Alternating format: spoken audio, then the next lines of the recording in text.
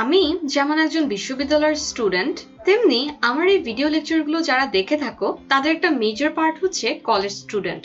এখন আমরা যারা স্টুডেন্ট আছি আমরা প্রায় সময় কিন্তু এরকম শুনে থাকি যে অমুক স্টুডেন্টই হচ্ছে একদম আদর্শ একজন স্টুডেন্ট, সে রেগুলারলি পড়াশোনা করে, রেগুলারলি ক্লাস করে, টিচারদের কথা শুনে, তাই না? এখন স্টুডেন্টদের ক্ষেত্রে যেরকম আদর্শ স্টুডেন্ট আছে বা আদর্শ ছাত্র আছে, তেমনি ব্যবস্থাপক বা ম্যানেজারের ক্ষেত্রেও কিন্তু আদর্শ ব্যবস্থাপক আছে। এখন কথা হচ্ছে ব্যবস্থাপনা কাজের সাথে যারা জড়িত তাদেরকে আমরা কি বলি? ব্যবস্থাপক। এখন কথা হচ্ছে যে একজন ব্যবস্থাপক তিনি যদি আদর্শ ব্যবস্থাপক হতে চান তাহলে তার কি কি দক্ষতা থাকতে হয়, আবার আদর্শ ব্যবস্থাপকের কি কি গুণাবলী থাকতে হয়, অ্যান্ড ইয়েস, আদর্শ ব্যবস্থাপক প্রতিষ্ঠানের প্রাত্যহিক কাজগুলোতে কি কি ভূমিকা পালন করেন, কোন কোন ধরনের ভূমিকা পালন করে থাকেন, এই কোয়েশ্চেনগুলো আনসার জানবো আমরা এই ভিডিওতে। আসসালামু আলাইকুম সবাইকে, welcome to another new video of management second paper. আমরা ম্যানেজমেন্ট সেকেন্ড পেপারের যেই অধ্যায়টা পড়ছি সেটা হচ্ছে ব্যবস্থাপনার নীতি, এবং ম্যানেজমেন্ট সেকেন্ড পেপারের অন্যান্য ভিডিওগুলোর মতো এই ভিডিওতেও ইনস্ট্রাক্টর হিসেবে আছি আমি তাবাসসুম আমরিন প্রিয়তি। তাহলে আমরা যে কোয়েশ্চেনগুলোর আনসার খুঁজবো, ওই কোয়েশ্চেনগুলোর আনসার খুঁজার মাধ্যমে মূলত আমরা তিনটা টপিক কভার করব এই অধ্যায়ের। প্রথমত আমরা আদর্শ ব্যবস্থাপকের দক্ষতা সম্পর্কে জানবো, আদর্শ ব্যবস্থাপকের গুণাবলীগুলো কি কি সেটা জানবো, এবং আদর্শ ব্যবস্থাপকের ভূমিকা সম্পর্কে একটা আইডিয়া পাবো। এবং আমি আমার ভিডিওসগুলোতে যে জিনিসটা করি যে একটা এভলিউশনের ব্যবস্থা রাখি বা একটা কুইজের সেগমেন্ট রাখি, সো দ্যাট তোমরা যাতে নিজেরাই বুঝে নিতে পারো যে তোমরা এই ভিডিও লেকচারটা বুঝতে পেরেছো কিনা। সো এই ভিডিওতে এটা ব্যতিক্রম হবে না। তাহলে চলো আমরা পড়াশোনা শুরু করি। দক্ষতার বিষয়টা একটা এক্সাম্পলের মাধ্যমে বুঝাই। মনে করো দুজন ম্যানেজার, একজনের নাম হচ্ছে এ আর একজনের নাম হচ্ছে বি। এখন এ নামক যে ম্যানেজার সে অধস্তনদের সাথে একটু বেশি রুড হয়ে যায় মাঝে মধ্যে, কিন্তু দেখা যায় তার অধীনস্থ যে বিভাগ সেটা ঠিকই প্রত্যাশিত মুনাফা অর্জন করছে। On the other hand B নামক যে ম্যানেজার আছেন তিনি সবার সাথে অনেক ভালো ব্যবহার করেন সব সময়, এবং অধস্তনরাও খুব খুশি তার ব্যবহারে, বাট আনফরচুনেটলি তার অধীনস্থ যে বিভাগ আছে সেটা প্রত্যাশিত মুনাফা অর্জন করতে পারছে না। তাহলে এখন দেখো ব্যবস্থাপকের মধ্যে মানে ব্যবস্থাপক দুইজনের মধ্যে যদি দক্ষতার বিচার করা হয় তাহলে কিন্তু এ নামক ম্যানেজারকে আমার মাথায় রাখতে হবে। ব্যক্তিগত তার সমস্যা থাকলেও ব্যক্তিগত ব্যাপারে, কিন্তু দেখা যাচ্ছে কিন্তু তাকে যে উদ্দেশ্যে কাজ দেওয়া হয়েছে সেই কাজটা কিন্তু তিনি ঠিকঠাক ভাবে করছেন। তাহলে যাকে যে উদ্দেশ্যে যে কাজ দেওয়া হয়েছে সে সেটা ঠিকভাবে করতে পারছে কিনা এই জিনিসটার উপরেই কিন্তু কার্যদক্ষতা ডিপেন্ড করে থাকে। এখন আমরা পড়ছি কি আদর্শ ব্যবস্থাপকের দক্ষতার বিষয়। দক্ষতা এটা ডেফিনেশনটা কি? সঠিক সময়ে সঠিকভাবে এবং কম টাকা খরচ করে প্রয়োজনীয় কাজ করতে পারার যে সামর্থ্য সেটাকেই কিন্তু দক্ষতা বলা হয়ে থাকে। এখন ব্যবস্থাপকের দক্ষতা বলতে বোঝায় একজন ব্যবস্থাপক তিনি কোন কাজের সাথে জড়িত বলতো? ব্যবস্থাপনা সংশ্লিষ্ট কাজের সাথে জড়িত, তাকেই তো আমরা ব্যবস্থাপক বলি, তাই না? যে ব্যবস্থাপনা সংশ্লিষ্ট কাজের সাথে জড়িত থাকে। তো এই জিনিসটা তো আমরা একদম ফার্স্ট চ্যাপ্টারে পড়ে এসেছি। এখন ব্যবস্থাপকের দক্ষতা বলতে একজন ব্যবস্থাপকের ব্যবস্থাপনা সংশ্লিষ্ট কাজগুলো সঠিকভাবে এবং সঠিক সময় যোগ্যতার সাথে এবং স্বল্প ব্যয় অর্থাৎ কম টাকা খরচ করে সম্পাদন করা বা কমপ্লিট করার যে সামর্থ্য সেটাকেই কিন্তু বুঝায় ব্যবস্থাপকের দক্ষতা বলতে। এখন একজন ব্যবস্থাপক তার কি কি দক্ষতা থাকা দরকার? একদম ফার্স্টে যে কোয়েশ্চেনটা হয়েছিল যে আদর্শ ব্যবস্থাপকের কি কি দক্ষতা থাকা দরকার সেটাই আমরা এখন জানবো। এখন তাহলে চলো শুরু করা যাক যে কি কি দক্ষতা থাকা লাগবে। প্রথম হচ্ছে কারিগরি দক্ষতা, যেটাকে ইংলিশে বলা হয় টেকনিক্যাল স্কিল। আচ্ছা, আমি যে তোমাদেরকে পড়াচ্ছি আমারও কিন্তু এই ক্ষেত্রে জানার দরকার পড়েছে যে আমার মানে স্ক্রিন কাস্টিং আমি কিভাবে করব, কিভাবে পড়াবো, এই রিলেটেড বিষয় আসে। এখন আমি তো অলরেডি জানি স্ক্রিন কাস্টিং করে কিভাবে লেকচারটা রেকর্ড করতে হয়। এখন যে জানে না তার কি আমার থেকে বেশি সময় লাগবে না এই কাজটা করতে, এই আমার সেম কাজটা করতে? তাহলে এইখানে কিন্তু পার্থক্য হচ্ছে কারিগরি দক্ষতার। তো কারিগরি দক্ষতা বলেটা কাকে? প্রত্যেকটা কাজ কমপ্লিট করতে যে পদ্ধতি, যে টেকনিক, যে যন্ত্রপাতি ব্যবহৃত হয় সেটা ঠিকঠাক ভাবে ব্যবহার করতে পারাই হচ্ছে কারিগরি দক্ষতা হিসেবে গণ্য। যেমন একজন যে স্ক্রিন কাস্টিং এর কাজটা পারে না, আর আমি হচ্ছে স্ক্রিন কাস্টিং এ এই কাজটা করে এখন ভিডিও লেকচারটা তৈরি করতে পারি। এখন কথা হচ্ছে যে পারে না সে আমার থেকে বেশি টাইম নিবে, তো তার থেকে আমার কিন্তু এই কারিগরি দক্ষতাটা বেশি। আমাদের দুইজনের পার্থক্য কিন্তু এই কারিগরি দক্ষতা দক্ষতার দিক থেকেই।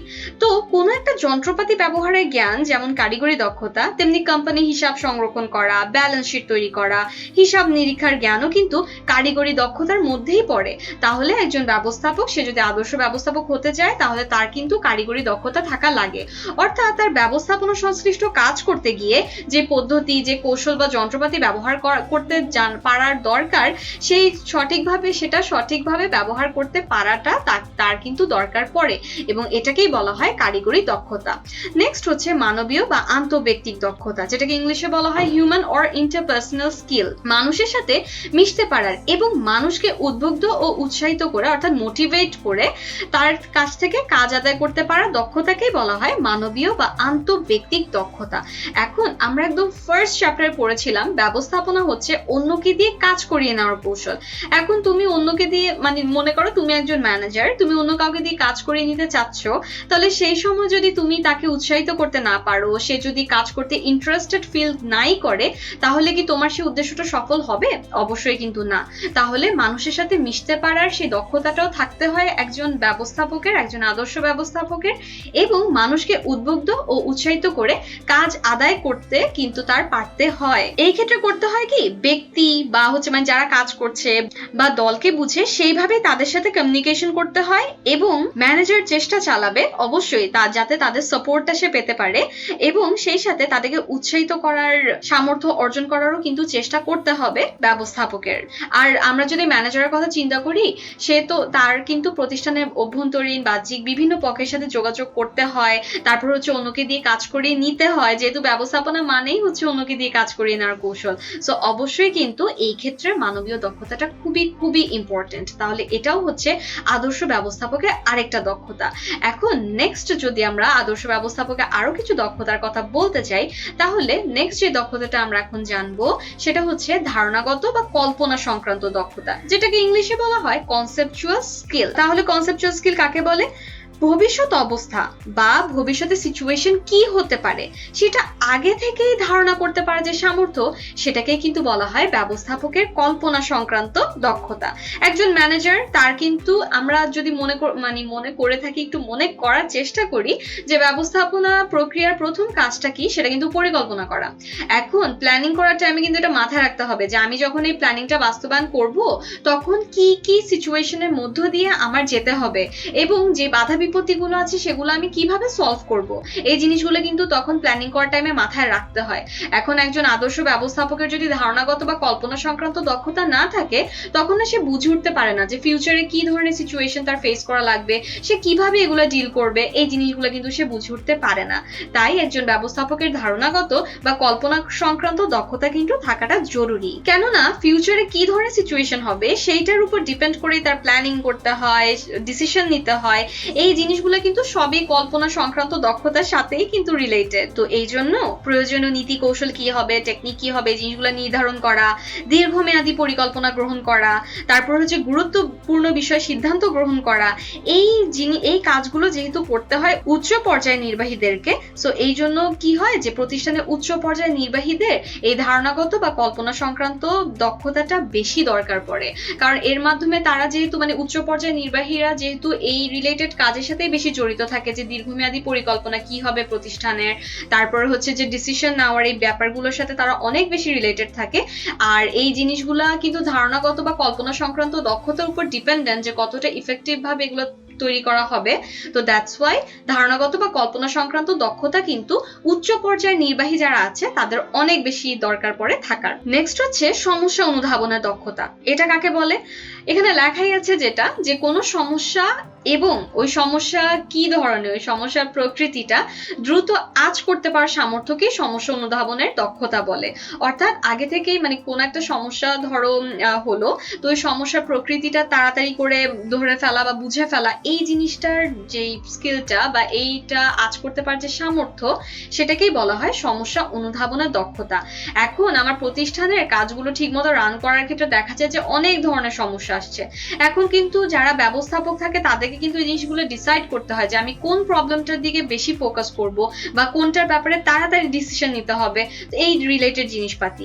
এখন যদি সমস্যা অনুধাবনের দক্ষতা নাই থাকে একজন আদর্শ ব্যবস্থাপকের, তাহলে সে কিভাবে ওগুলো সলভের জন্য মানে তাড়াতাড়ি করে স্ট্র্যাটেজি মেক করবে বা কিভাবে তাড়াতাড়ি ডিসিশন নিবে বলো? তাহলে সমস্যা অনুধাবনের দক্ষতা এটাও হচ্ছে আদর্শ ব্যবস্থাপকের একটা অন্যতম গুরুত্বপূর্ণ দক্ষতার মধ্যে পড়ে। আচ্ছা, এই দক্ষতাটাকে না একটা বাস্তব এক্সাম্পল দিয়ে বোঝানো যায়। যেমন একজন ডক্টর, সে যদি রোগীর রোগটা দ্রুত শনাক্ত করতে পারে তাহলে কিন্তু চিকিৎসাটা তাড়াতাড়ি করতে পারে, এর ফলে কিন্তু রোগী তাড়াতাড়ি সুস্থ হয়ে ওঠে। তাহলে এভাবে চিন্তা করো যে কোন একটা প্রবলেম এটা যদি আগেই আইডেন্টিফাই করা যায় তাহলে কিন্তু তাড়াতাড়ি এটা সলভ করা পসিবল। তো এই ক্ষেত্রে কিন্তু সমস্যা অনুধাবনের দক্ষতাটা কতটা গুরুত্বপূর্ণ আশা করি আমি তোমাদেরকে বুঝাতেই পেরেছি, তাই না? তো এই সমস্যা অনুধাবনের দক্ষতার উপরেই কিন্তু ডিপেন্ড করে যে যিনি ব্যবস্থাপক আছেন তিনি সমস্যা দ্রুত সলভ করার মাধ্যমে কিভাবে তাড়াতাড়ি এগিয়ে যেতে পারবেন। এই জিনিসটা কিন্তু ডিপেন্ড করে এই সমস্যা অনুধাবনের দক্ষতার ক্ষেত্রে। এবং কথা হচ্ছে যে প্রতিষ্ঠানে যে প্রাত্যহিক যে কাজকর্মগুলো আছে সেগুলোর ক্ষেত্রে যে সমস্যাগুলো হয়, তো সেই সমস্যা মানে সমস্যা বোঝার সাথে সাথে সেটার সলিউশনটা কি হবে সেই জিনিসটাও কিন্তু বা ওই সলিউশনটা নির্ধারণ করার ব্যাপারটাও কিন্তু এই সমস্যা অনুধাবনের দক্ষতার মধ্যেই পড়ে।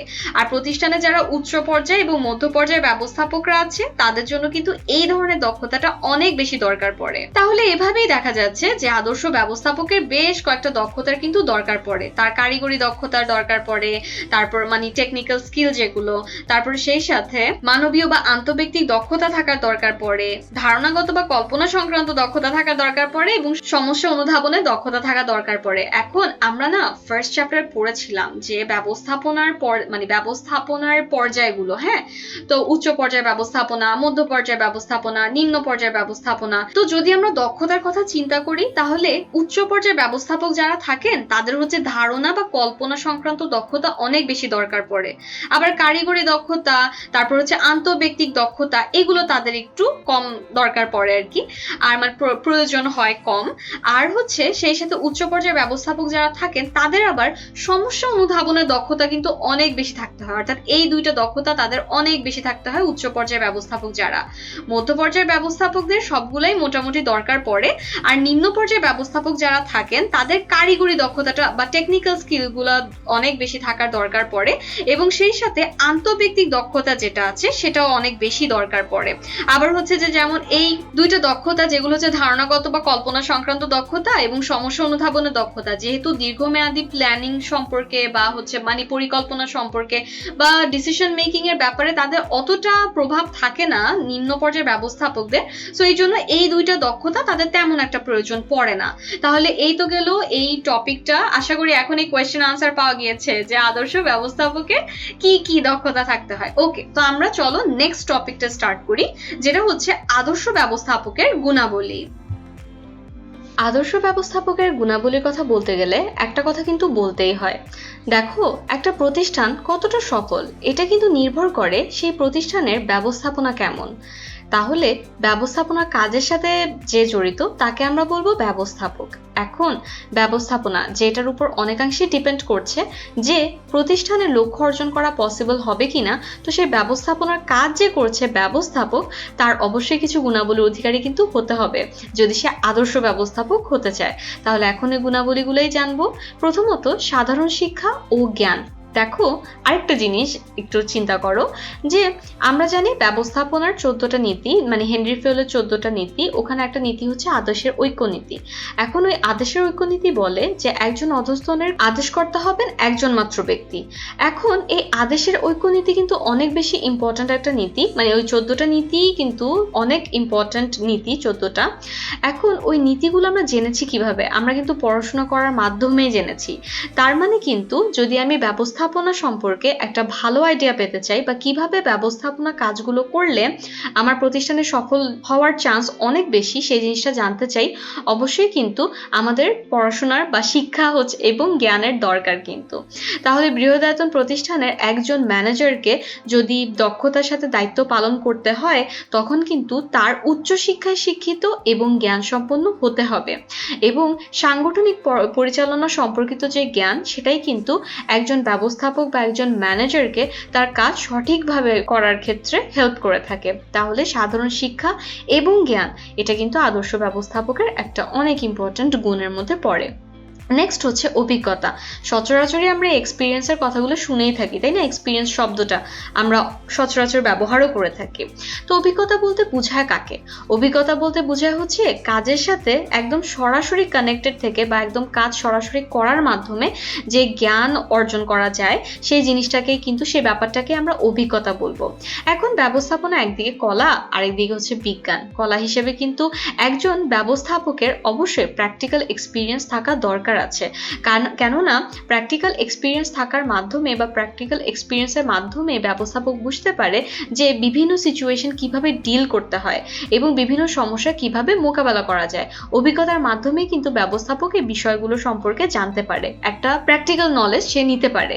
এবং এই কারণেই অনেক সময় দেখা যায় যে কোন একজন ব্যবস্থাপক সে হয়তো বা শিক্ষিত কম, বাট স্টিল সে হচ্ছে তার কাজটা ঠিকভাবে করতে পারছে, কেননা সে অভিজ্ঞতা সম্পন্ন, সে অভিজ্ঞতার দিক থেকে যথেষ্ট এগিয়ে। এই কারণেই তার দীর্ঘ অভিজ্ঞতাই তাকে সফলতা এনে দিয়েছে। নেক্সট যে গুণাবলী সেটা হচ্ছে শারীরিক ও মানসিক সামর্থ্য। এটা হচ্ছে কি বোঝায় যে শারীরিক ও মানসিক সুস্থতা, শারীরিক ও মানসিক শক্তি থাকা এবং দৃঢ়তা, এই ধরনের যোগ্যতা হচ্ছে শারীরিক ও মানসিক সামর্থ্য হিসেবে গণ্য।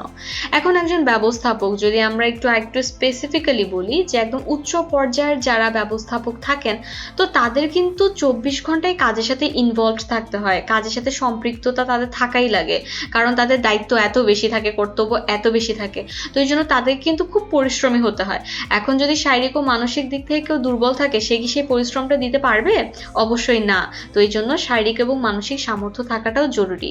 অনেক ধরনের প্রতিকূল অবস্থার মধ্য দিয়ে যেতে হয়, অনেক ঝামেলা তাদেরকে ডিল করতে হয়। এই সময় কিন্তু মানসিকভাবে তাদেরকে ভারসাম্যপূর্ণ থাকতে হয় এবং দৃঢ় হওয়ারও দরকার পড়ে, মেন্টালি স্ট্রং হওয়ার দরকার পড়ে। এবং এই জিনিসটা না হলে কিন্তু তারা দক্ষতার সাথে তাদের কাজটা ঠিকভাবে করতে পারে না। এই জন্য এটাও কিন্তু আদর্শ ব্যবস্থাপকের অন্যতম গুরুত্বপূর্ণ গুণের মধ্যে পড়ে। নেক্সট হচ্ছে আন্তরিকতা ও সংকল্পবদ্ধতা। আন্তরিকতা বলতে বোঝায় কি কোন একটা কাজের প্রতি শ্রদ্ধাশীল থাকা, তারপর হচ্ছে কর্তব্যের প্রতি দায়িত্বশীল থাকা, একাগ্র থাকা, মনোযোগী হওয়া, এই ব্যাপারগুলো হচ্ছে আন্তরিকতার মধ্যে পড়ে। এখন একজন ব্যবস্থাপক সে যদি তার কর্তব্যের প্রতি তেমন একটা আন্তরিক না থাকে, কাজের প্রতি আন্তরিক না থাকে, তার কাজের সাথে সে ওরকম কানেক্টেডই না, তাহলে কি সে কোনোদিনও আদর্শ ব্যবস্থাপক হতে পারবে? তাহলে কিন্তু এটা পসিবল না। আবার সংকল্পবদ্ধতা, যেটাকে ইংলিশে বলা হয় ডিটারমিনেশন, যদি ডিটারমিনেশনই না থাকে, তার কাজের প্রতি তার কোনো সংকল্পবদ্ধতাই না থাকে যে আমি কাজটা ঠিকভাবে করবই, এই ধরনের মেন্টালিটি না থাকে, তখন না দেখা যায় যে সে আদর্শ ব্যবস্থাপক কোনোদিনও হতে পারে না। এই জন্য এই গুণগুলা এতটাই ইম্পর্ট্যান্ট যে অনেক সময় অন্যান্য গুণের থেকে একটু পিছিয়ে থাকলেও এই আন্তরিকতা এবং সংকল্পবদ্ধতার মাধ্যমেই দেখা যায় একজন ব্যবস্থাপক আদর্শ ব্যবস্থাপক হয়ে উঠেছে। নেক্সট হচ্ছে যোগাযোগ দক্ষতা। এখন ব্যবস্থাপনা মানেই হচ্ছে অন্যকে দিয়ে কাজ করিয়ে নেওয়ার কৌশল। এখন সেই ক্ষেত্রে যদি অন্যদের সাথে আমার কমিউনিকেশনই না থাকে, তাহলে কি আমি আমার ব্যবস্থাপনার কাজটা ঠিকভাবে করতে পারবো? ব্যবস্থাপনা মানেই তো এটা যে আমি অন্যকে দিয়ে কাজ করিয়ে নিব, অন্যের থেকে কাজ আদায় করে নিব। তো যোগাযোগ দক্ষতা বলেটা কাকে? অন্যদের নিকট সঠিক সময়, সঠিক উপায় বা পদ্ধতিতে নিজের বক্তব্য কার্যকরভাবে তুলে ধরে উদ্দেশ্য অর্জন করার যে সামর্থ্য, সেটাকেই বলা হয় হচ্ছে যোগাযোগ দক্ষতা। এখন একজন ব্যবস্থাপকে কিন্তু প্রতিষ্ঠানের বাহ্যিক পক্ষ বা অভ্যন্তরীণ পক্ষ বিভিন্ন মানুষের সাথে কিন্তু যোগাযোগ রক্ষা করতে হয় এবং বিভিন্ন মানুষের কাছ থেকে কিন্তু কাজ আদায় করে নিতে হয়। এই সময় যদি তার যোগাযোগ দক্ষতাই না থাকে, সে যদি মানুষের সাথে যোগাযোগই করতে না পারে, তখন কিন্তু তার পক্ষে পসিবল না ব্যবস্থাপনার কাজগুলো ঠিকঠাকভাবে করা, অন্যকে দিয়ে কাজ আদায় করে নেওয়া, এটা কিন্তু তার পক্ষে সম্ভব হয়ে ওঠে না। তাই সব ধরনের অবস্থায় যোগাযোগ রক্ষা করার মাধ্যমে সঠিক তথ্য জানা এবং জানানো এবং সেই সাথে সহজেই সম্পর্ক প্রতিষ্ঠা করার মাধ্যমে লক্ষ্য যাতে অর্জন করা যায়, সেই লক্ষ্যার্জনের গুণ এইটা থাকা ব্যবস্থাপকের জন্য কিন্তু অনেক অনেক গুরুত্বপূর্ণ। নয়তো কিন্তু সে তার কাজটা ঠিকভাবে করতে পারবে না এবং আদর্শ ব্যবস্থাপকও হয়ে উঠতে পারবে না। এখন আদর্শ ব্যবস্থাপক তার কিন্তু শুধুমাত্র এই কয়টা গুণাবলী না, আরো বেশ কিছু গুণাবলী থাকার দরকার পড়ে, সেগুলোই আমরা এখন জানবো। এখন হচ্ছে নেক্সট হচ্ছে অনুপ্রাণিত করার ক্ষমতা। আচ্ছা, এই জিনিসটা কিন্তু আমরা সবাই এই পয়েন্টটা পড়েই বুঝতে পারছি, অর্থাৎ অন্যকে মোটিভেট করতে পারার যে ক্ষমতা সেটা আর কি। এখন অনুপ্রাণিত করা বলতেই বোঝায় অন্যদেরকে উৎসাহিত করা, অন্যদেরকে কাজের প্রতি মোটিভেট করা, তারপর অন্যের মধ্যে শক্তি সঞ্চারিত করা, এই জিনিসগুলোই কিন্তু বোঝায়, যাতে করে মানুষ মোটিভেটেড হয়ে কাজ করে। এখন ব্যবস্থাপনার কাজই হচ্ছে অন্যকে দিয়ে কাজ সম্পাদন করা, এটা অনেকবারই বলে ফেলেছি ইতোমধ্যে।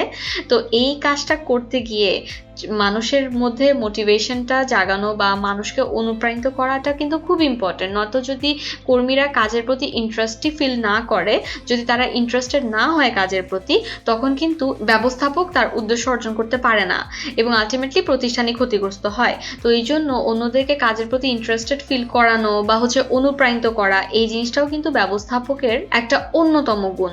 নেক্সট হচ্ছে প্রজ্ঞা বা দূরদর্শী। এটা মানে হচ্ছে কি, বিশেষ জ্ঞান দ্বারা ভবিষ্যৎকে উপলব্ধি করতে পারা বা ভবিষ্যৎকে বুঝতে পারার সামর্থ্যকেই বলা হয় হচ্ছে প্রজ্ঞা বা দূরদর্শী। এখন একজন ব্যবস্থাপক সবসময় কিন্তু তাকে ফিউচারে কি ধরনের সিচুয়েশন হতে পারে এই জিনিসটা মাথায় রেখে ডিসিশন নিতে হয়, এবং প্রেজেন্ট সিচুয়েশন বা আশেপাশের বিভিন্ন বিষয় আশয় যদি সে ঠিকভাবে বুঝতে না পারে এবং এই জিনিসগুলো বিবেচনা করে যদি সে ভবিষ্যৎ সম্পর্কে একটা সঠিক অনুমান না করতে পারে, তার মধ্যে যদি দূরদর্শিতা না থাকে, তখন কিন্তু সে কার্যকর পরিকল্পনা নিয়ে এগিয়ে যেতে পারে না এবং এর ফলে কিন্তু দেখা যায় যে সে তার কাজটাও ঠিক মতো করতে পারছে না। একজন দূরদর্শী প্রজ্ঞাবান ব্যক্তি কিন্তু অবশ্যই ব্যবস্থাপক হিসেবেও, একজন আদর্শ ব্যবস্থাপক হিসেবেও কিন্তু নিজেকে প্রতিষ্ঠা করতে পারে তার এই প্রজ্ঞা বা দূরদর্শী এই গুণটার মাধ্যমে। নেক্সট যে গুণটা পড়বো সেটা হচ্ছে তীক্ষ্ণ বুদ্ধিমত্তা। বোধ শক্তি, বিচার শক্তি, জ্ঞান, মেধা শক্তি, এই সবগুলো সম্মিলিত রূপকে কিন্তু মানে একত্রিত রূপকে কিন্তু বুদ্ধিমত্তা বলে। এখন একজন ব্যবস্থাপক তাকে কিন্তু সকল অবস্থায় সঠিক সিদ্ধান্ত নিয়ে সামনে এগিয়ে যেতে হয় এবং এই ক্ষেত্রে তার কিন্তু তীক্ষ্ণ বুদ্ধিমত্তা থাকাটা খুব খুব ইম্পর্টেন্ট। যদি সে তীক্ষ্ণ বুদ্ধিমত্তার অধিকারী না হয়, তখন কিন্তু দেখা যায় কি যে সে সব সিচুয়েশন ঠিকভাবে ডিল করতে পারছে না, হ্যান্ডেল করতে পারছে না, তখন আলটিমেটলি কিন্তু সে তার কাজটা ঠিকভাবে করতে পারে না। সকল পক্ষের সাথে ভালো সম্পর্ক বজায় রেখে দ্রুত লক্ষ্যে যেন পৌঁছানো যায়, এই ক্ষেত্রে কিন্তু ব্যবস্থাপককে অবশ্যই তীক্ষ্ণ বুদ্ধিমত্তা সম্পন্ন হতে হয় এবং এটাও কিন্তু তার অন্যতম একটা গুণ। নেক্সট হচ্ছে সাহসিকতা। এখন যে কোনো পরিস্থিতিতে ভয় না পেয়ে বুদ্ধিমত্তার সাথে সামনে এগিয়ে যাওয়ার যে গুণ, সেটাই হচ্ছে সাহসিকতা, ঠিক আছে, কারেজ। এখন ব্যবসার ক্ষেত্রে কিন্তু ঝুঁকি সবসময় জড়িত, অর্থাৎ আমি যখনই কোনো একটা নতুন উদ্যোগ নিব, যখনই আমি একটা নতুন পরিকল্পনা গ্রহণ করব, এখানে কিন্তু ঝুঁকি থাকবেই, অনিশ্চয়তা থাকবেই। তো এরপরেও কিন্তু সবসময় নানা ধরনের প্রবলেম থাকা সত্ত্বেও কিন্তু এই সব কিছুকে সাহসিকতার সাথে মোকাবেলা করতে হয় একজন ব্যবস্থাপকের। এবং ব্যবস্থাপক যদি সাহসের সাথে এগুলোকে ডিল না করে, এগুলোকে মোকাবেলা না করে, সবকিছুতে ভয় পায়, তাহলে কিন্তু সে তার লক্ষ্য অর্জন করতে পারে না, তার কাজ ঠিকভাবে করতে পারে না এবং আদর্শ ব্যবস্থাপকও হয়ে উঠতে পারে না। তো আদর্শ ব্যবস্থাপকের এটা অন্যতম একটা গুরুত্বপূর্ণ গুণাবলী। আর লাস্ট যেই গুণাবলীটা পড়বো সেটা হচ্ছে সংযত ব্যক্তিত্ব। এটা মানে কি, চিন্তা, কথা, কাজ, আচরণ, এই সকল ক্ষেত্রে কোন একজন ব্যক্তি যদি ভদ্র হয়, মার্জিত হয়, বিনয়ী হয়, সে যদি আত্মসম্মান বোধ সম্পন্ন হয়, তাহলে এই সকল গুণের জন্য অন্যের নিকট ওই ব্যক্তির যে একটা আকর্ষণীয় রূপের প্রকাশ ঘটে, সেটাকেই বলা হয় ব্যক্তিত্ব। এখন প্রতিষ্ঠানে নানান রকম মানুষ কাজ করে এবং বিচিত্র পরিবেশও কিন্তু প্রতিষ্ঠানে দেখা যায়। তো এখন এই সব কিছুর মধ্যে সব দিক হচ্ছে ব্যালেন্স করে যদি চলতে হয়, তাহলে ব্যবস্থাপক কিন্তু অবশ্যই একটা আকর্ষণীয় ব্যক্তিত্বের অধিকারী হতে হয়। যদি কর্মীরা দেখে যে তাদের যে ব্যবস্থাপক আছে, যে ম্যানেজার আছে, সে হচ্ছে চিন্তা, কথা, কাজে হচ্ছে মানে সংযত ব্যক্তিত্ব অধিকারী না, তার হচ্ছে যে সে বিনয়ী না, তখন কিন্তু কর্মীরা তার কথা শুনতে চায় না। তো এই জন্য অবশ্যই একটা ভালো আকর্ষণীয় ব্যক্তিত্ব সম্পন্ন, সংযত ব্যক্তিত্ব সম্পন্ন ব্যবস্থাপক কিন্তু তার এই সংযত ব্যক্তিত্ব, এই গুণটার কারণে একজন আদর্শ ব্যবস্থাপক হয়ে উঠতে পারে এবং অন্যদের নিকটও নিজেকে আকর্ষণীয়ভাবে তুলে ধরতে পারে। তাহলে এই ছিল আদর্শ ব্যবস্থাপকের গুণাবলী কি কি হতে হয়, এটার অ্যান্সার। আশা করি আমি এই গুণাবলীগুলো তোমাদেরকে বুঝাতে পেরেছি যে একজন ম্যানেজারে থাকা অনেক বেশি ইম্পর্ট্যান্ট আদর্শ ব্যবস্থাপক হওয়ার ক্ষেত্রে, যাতে করে সে তার কাজটা ঠিকভাবে করতে পারে। তাহলে আমরা লাস্ট যে অংশটা পড়বো এই ভিডিওতে, যে লাস্ট যে টপিকটা পড়বো সেটা হচ্ছে আদর্শ ব্যবস্থাপকের ভূমিকা সম্পর্কে। যে কোনো প্রতিষ্ঠানে কিন্তু ব্যবস্থাপকের ভূমিকা অনস্বীকার্য। অর্থাৎ অনেক বেশি গুরুত্বপূর্ণ এবং এই জিনিসটাকে আমরা কোনোভাবেই ইগনোর বা ডিনাই করতে পারবো না যে ব্যবস্থাপকের ভূমিকা যে অনেক বেশি প্রতিষ্ঠানের কাজগুলো স্মুথলি করার ক্ষেত্রে এবং লক্ষ্য অর্জনের ক্ষেত্রে। একজন ব্যবস্থাপক যিনি ব্যবস্থাপনা কার্যে নিয়োজিত তিনি কি চেষ্টা করেন? তিনি চেষ্টা করেন প্রতিষ্ঠান যে উপকরণাদি আছে সেগুলোকে সুষ্ঠুভাবে ব্যবহার করার মাধ্যমে প্রতিষ্ঠান যেন লক্ষ্য অর্জন করতে পারে সেই বিষয়টা।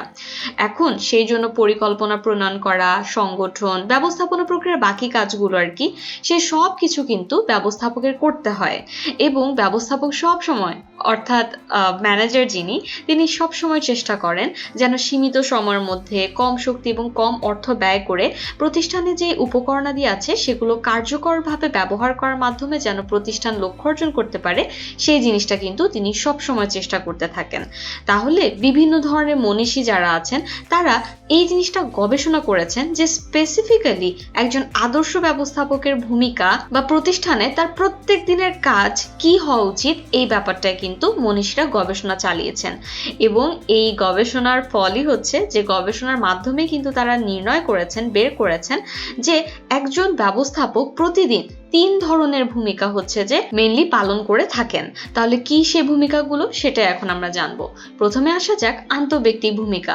আন্তঃব্যক্তিক ভূমিকা যেটাকে ইংলিশে বলে ইন্টারপার্সোনাল রোলস, এটা কাকে বলে? অন্যের সাথে কথা বলা এবং আলাপ আলোচনা করার কাজকেই বলা হয় একজন ব্যবস্থাপকের আন্তঃব্যক্তিক ভূমিকা। এটা মানে কি? এখন দেখো একজন ব্যবস্থাপক তিনি একদম ঘুম থেকে ওঠার পর থেকে অফিসে যাওয়া, তারপরে হচ্ছে যে অফিসে ঢোকা থেকে শুরু করে একদম অফিস থেকে বেরিয়ে আসা পর্যন্ত, ইভেন ঘুমাতে যাওয়ার পূর্ব পর্যন্ত অনেক সময় দেখা যায় প্রতিষ্ঠানের ভিতরের এবং বাইরের বিভিন্ন পক্ষের সাথে তাকে কিন্তু যোগাযোগ রাখতে হয়, বিভিন্ন ব্যক্তির সাথে কথা বলতে হয়, তাদেরকে পরামর্শ দিতে হয়, তারপরে হচ্ছে যে প্রতিষ্ঠান যারা কাজ করছে তারা যাতে তার কথা মতো কাজ করে, তার কথাগুলো শুনে, সেই জন্য কিন্তু তাকে চেষ্টা করতে হয়। সেই সাথে ঊর্ধ্বতন কর্তৃপক্ষ যারা আছে তাদের সাথেও কিন্তু ব্যবস্থাপকের যোগাযোগ রক্ষা করতে হয়, তাদেরও পরামর্শ গ্রহণ করতে হয় এবং হ্যাঁ অধস্তনদেরকে নিয়ে কিন্তু মাঝে মধ্যে তাকে মিটিংও করতে হয় এবং বাইরের যারা পক্ষ আছে প্রতিষ্ঠানের বাইরের পক্ষ যারা আছে তাদের সাথেও তাকে যোগাযোগ কিন্তু রক্ষা করতে হয়। তো এই ধরনের ভূমিকা কিন্তু ব্যবস্থাপকের যে মানবীয় দক্ষতা, এরপর হচ্ছে যোগাযোগ দক্ষতা, এই জিনিসগুলোর উপর অনেকাংশেই ডিপেন্ড করে। এখন এই ধরনের একটা সিচুয়েশন চিন্তা করো যে একজন ব্যবস্থাপক এখন যেখানে তাকে এত বেশি মানুষের সাথে এতগুলো পক্ষের সাথে যোগাযোগ রক্ষা করতে হচ্ছে, সেখানে যদি ব্যবস্থাপক এরকম হন যে তিনি হচ্ছে কথা বলতে ওরকম ইন্টারেস্টেড না কারোর সাথে, তিনি খুব বিরক্ত বোধ করেন, খুবই নিরুৎসাহ বোধ করেন অন্যের সাথে কথা বলতে, তাহলে কিন্তু তিনি অন্যের সাথে, অন্য পক্ষগুলোর সাথে বা অন্য মানুষদের সাথে কিন্তু যোগাযোগ রক্ষা করতে পারবেন না। এতে করে কিন্তু তার পক্ষে এই আন্তঃব্যক্তিক ভূমিকা পালন করা সম্ভব হবে না এবং দিন শেষে দেখা যাবে যে প্রতিষ্ঠানের যে কাজগুলো সেগুলো ঠিকভাবে করা যাবে না, কারণ ব্যবস্থাপকের উপরেই কিন্তু এই গুরুদায়িত্ব বর্তায় যে প্রতিষ্ঠান যে উপকরণাদি সেগুলোকে কার্যকরভাবে ব্যবহার করার মাধ্যমে প্রতিষ্ঠান যেন লক্ষ্য অর্জন করতে পারে সেটা নিশ্চিত করা। তো এখন যদি ব্যবস্থাপক এই ক্ষেত্রে এই কাজগুলো করার ক্ষেত্রে যেটা খুব বেশি ইম্পর্টেন্ট, অনেকগুলো পক্ষের সাথে যোগাযোগ রক্ষা করা, সেই কাজটাই ঠিকভাবে না করতে পারে, আন্তঃব্যক্তিক ভূমিকায় পালন করতে না পারে, তখন কিন্তু ব্যবস্থাপক তার কাজ ঠিকভাবে করতে পারছে না এবং এতে করে প্রতিষ্ঠানই ক্ষতিগ্রস্ত হয়। নেক্সট হচ্ছে তথ্য সংশ্লিষ্ট ভূমিকা। এটা কাকে বলে? প্রত্যেক দিন তথ্য সংগ্রহ এবং তথ্য প্রদান সংক্রান্ত ব্যবস্থাপকের যে কাজ সেটাকেই তথ্য সংশ্লিষ্ট ভূমিকা বলে। এটা হচ্ছে আদর্শ ব্যবস্থাপকের আরেকটা ভূমিকা যেটা সে প্রতিদিনই পালন করে থাকে প্রায়। এখন বর্তমান বিশ্বের যুগ হচ্ছে তথ্যের যুগ, যার কাছে যত বেশি ইনফরমেশন, যত সঠিক ইনফরমেশন, যত বেশি ইনফরমেশন তত বেশি হচ্ছে যে সে এগিয়ে থাকবে। এখন একজন ম্যানেজার বা একজন ব্যবস্থাপক তাকেও কিন্তু বিভিন্ন ধরনের তথ্য সংগ্রহ করতে হয়, তাকে এই বিষয়ে তথ্য সংগ্রহ করতে হয় যে সবাই ঠিকভাবে কাজ করছে কিনা, উৎপাদন ঠিক মতো হচ্ছে কিনা, কোনো সমস্যা হয়েছে কিনা, সমস্যা থাকলে কেন হয়েছে, এটার সলিউশন কি, এই বিভিন্ন বিষয়ে কিন্তু তার তথ্য সংগ্রহ করতে হয়। তারপর কাঁচামাল আসলো কিনা, তারপর হচ্ছে কাস্টমার কি চাচ্ছে, ঠিক মতো বিক্রয় হচ্ছে কিনা পণ্য, ইত্যাদি নানান ধরনের তথ্য কিন্তু তার কাছে থাকতে হয়। এরপরে যারা মালিক পক্ষ আছে, ঊর্ধ্বতন ব্যক্তিবর্গ আছে, তাদেরকেও কিন্তু বিভিন্ন বিষয় ম্যানেজারের কিন্তু তথ্য দিতে হয়। আবার বাইরের বিভিন্ন পক্ষ তারাও কিন্তু প্রতিষ্ঠান সম্পর্কে জানতে চায়, বাইরের পক্ষের বিভিন্ন মানুষদেরকে থেকেও তাকে কিন্তু তথ্য প্রদান করতে হয়। তাহলে এভাবে কিন্তু একজন ব্যবস্থাপককে তথ্য সংগ্রহ করতে হয়, তথ্য সংরক্ষণও করতে হয় এবং সেই সাথে তথ্য প্রচারও করতে হয়। তো এভাবেই কিন্তু তথ্য সংশ্লিষ্ট ভূমিকাও একজন ব্যবস্থাপক পালন করে থাকে এবং এটাও কিন্তু একজন আদর্শ ব্যবস্থাপকের অন্যতম ভূমিকা, যেটা তার প্রতিদিনই পালন করতে হয়। আর লাস্ট যে ভূমিকাটার কথা আমরা পড়বো সেটা হচ্ছে সিদ্ধান্তমূলক ভূমিকা। প্রাত্যহিক বিভিন্ন সমস্যা সমাধানে অর্থাৎ রেগুলারলি বিভিন্ন ধরনের সমস্যা সমাধানে করণীয় কি এটা নির্ধারণের কাজ করাকেই বলা হয় ব্যবস্থাপকের সিদ্ধান্তমূলক ভূমিকা। এখন একজন ব্যবস্থাপক, তাকে বিভিন্ন বিষয় হচ্ছে সিদ্ধান্ত গ্রহণ করতে হয়, ঠিক আছে, সিদ্ধান্ত দিতে হয়, সিদ্ধান্ত বাস্তবায়ন হচ্ছে কিনা সেই জিনিসটাও তাকে কিন্তু দেখতে হয় এবং ঊর্ধ্বতনরা যে সিদ্ধান্ত গ্রহণ করে সেই সিদ্ধান্তও কিন্তু গ্রহণের কাজে তাকে হেল্প করতে হয়, ওই বিষয়ে তাকে সম্পৃক্ত থাকতে হয় এবং এই সবকিছুই কিন্তু একজন আদর্শ ব্যবস্থাপকের বা একজন ব্যবস্থাপকের কথাও যদি বলি, এটা কিন্তু তার প্রাত্যহিক ভূমিকার মধ্যেই পড়ে। প্রাত্যহিক সিদ্ধান্তমূলক ভূমিকার মধ্যেই কিন্তু ওই জিনিসগুলো পড়ে। মনে করো একজন উৎপাদন ব্যবস্থাপক, সে সকালে গিয়েই শুনলো যে হচ্ছে যে তাদের একটা মেশিন কাজ করছে না, এখন তাড়াতাড়ি তার এই বিষয়ে ডিসিশন নিতে হবে যে তাড়াতাড়ি যেন এই মেশিনটা ঠিক করা যায়, এই জন্য কিন্তু দ্রুত টেকনিশিয়ান আনতে হবে। তো এভাবে কিন্তু তাকে দৈনন্দিন বিভিন্ন বিষয়ে সিদ্ধান্ত গ্রহণ করতে হয়। আবার ঊর্ধ্বতনরা যে সিদ্ধান্তগুলো নিয়ে থাকে বা যে পরিকল্পনাগুলো গ্রহণ করে থাকে সেগুলা অধস্তনদেরকে জানানো ছাড়াও কিন্তু ওই সিদ্ধান্তগুলো বাস্তবায়নেও কিন্তু নানান কাজে ব্যবস্থাপককে সম্পৃক্ত থাকতে হয় এবং সিদ্ধান্ত গ্রহণ করতে হয়। তাই দ্রুত সিদ্ধান্ত গ্রহণ করা এবং ঠিক সিদ্ধান্ত নিতে পারার সামর্থ্য, এটাও কিন্তু একজন ব্যবস্থাপকের অন্যতম গুণ হিসেবে বিবেচিত হয়ে থাকে। আর এভাবেই একজন আদর্শ ব্যবস্থাপক সিদ্ধান্তমূলক ভূমিকা, এটাও তার প্রাত্যহিক কাজেরই অন্তর্ভুক্ত এবং এভাবে সে প্রতিষ্ঠানের বিভিন্ন ক্ষেত্রে সিদ্ধান্ত গ্রহণ করে থাকে। তাহলে আদর্শ ব্যবস্থাপকের ভূমিকার ক্ষেত্রে আমরা জেনেছি যে আন্তঃব্যক্তিক ভূমিকা তাকে পালন করতে হয়, অর্থাৎ অন্যের সাথে কথা বলা, আলাপ আলোচনা করার কাজটাকে প্রতিদিনই করতে হয়। এই আন্তঃব্যক্তিক ভূমিকার মধ্যে পড়েই এটা যে সে যে বাইরের এবং অভ্যন্তরীণ বিভিন্ন মানুষের সাথে হচ্ছে যোগাযোগ করে, এই ব্যাপার স্যাপারগুলো। এই ক্ষেত্রে সে যদি বিরক্ত বোধ করে অন্যের সাথে যোগাযোগ করার ক্ষেত্রে, তাহলে কিন্তু সে তার এই আন্তঃব্যক্তিক ভূমিকাটা ঠিকভাবে পালন করতে পারছে না।